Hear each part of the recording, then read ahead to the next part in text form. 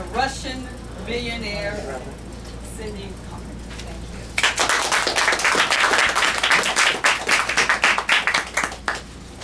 I was cuddled up next to my husband on the couch. And I turned to him and I said, honey, of all the things that I do for you, what's the one thing that makes you feel the most loved?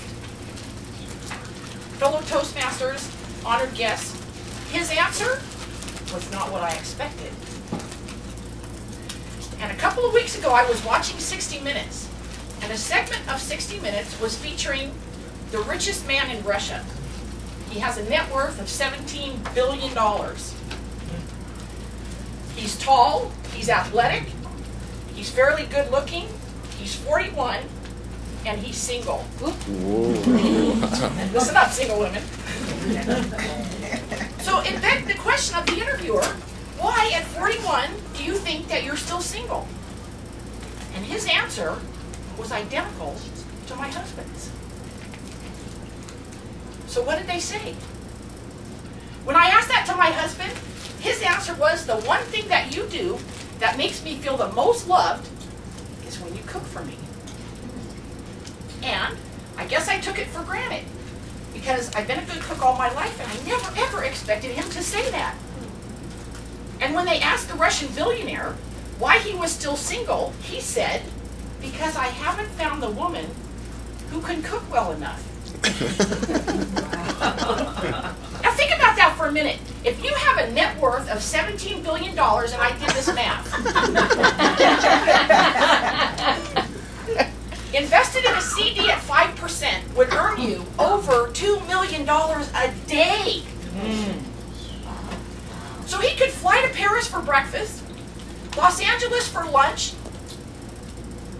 Spain for dinner, and it wouldn't even affect his pocketbook. He could hire the world's best chef to be his personal chef.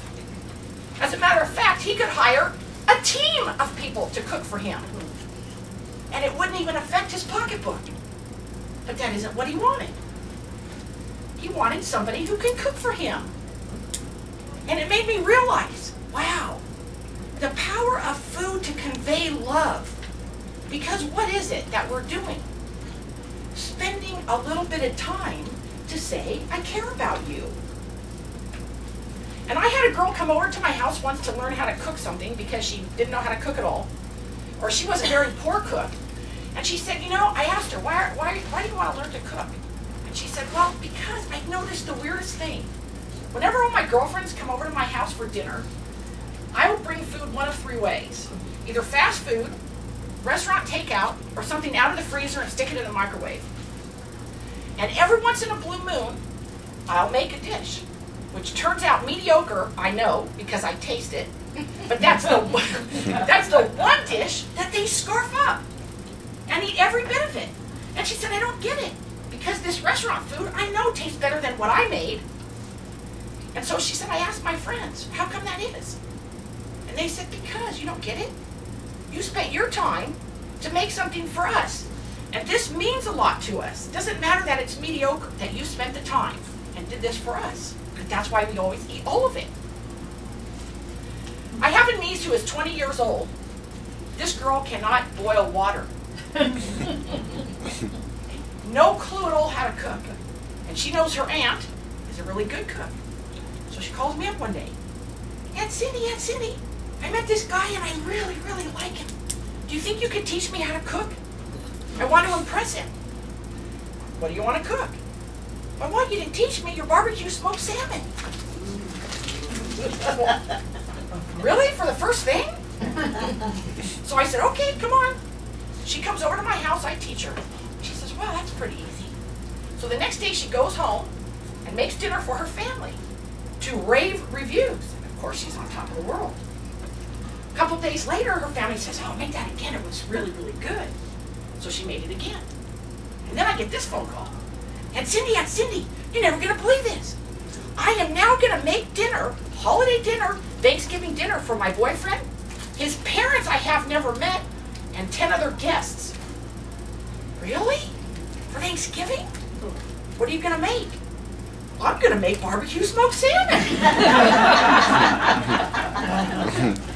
Now, I'm not one to discourage somebody, and I really didn't want to say, you know, that's kind of pushing it for the first time out of the gate. But I didn't say it because I didn't want to discourage her.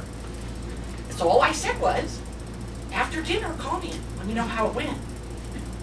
So the next morning, first thing, Aunt Cindy, oh my God, the best day of my life.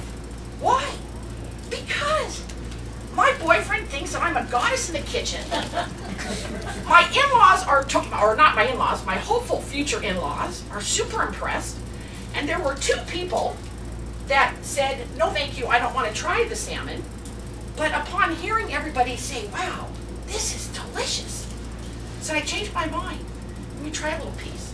And she said by the end of the evening, they ate more salmon than anybody else at the holiday dinner.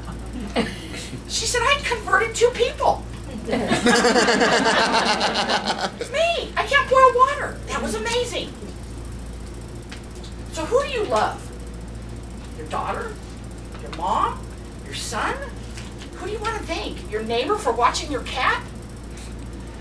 How does this work? Here's a bag of Famous Amos. Thanks for watching my cat. Or this. I made you this plate of chocolate chip cookies, and they're still hot from the oven. Okay. Thomas Wolfe, a famous American novelist in 1901, said, there's no sight on earth more attractive than the sight of a woman cooking dinner for someone she loves. So who do you care about? Do what Nestle chocolate chip says. Bake up some love. Bon appetit.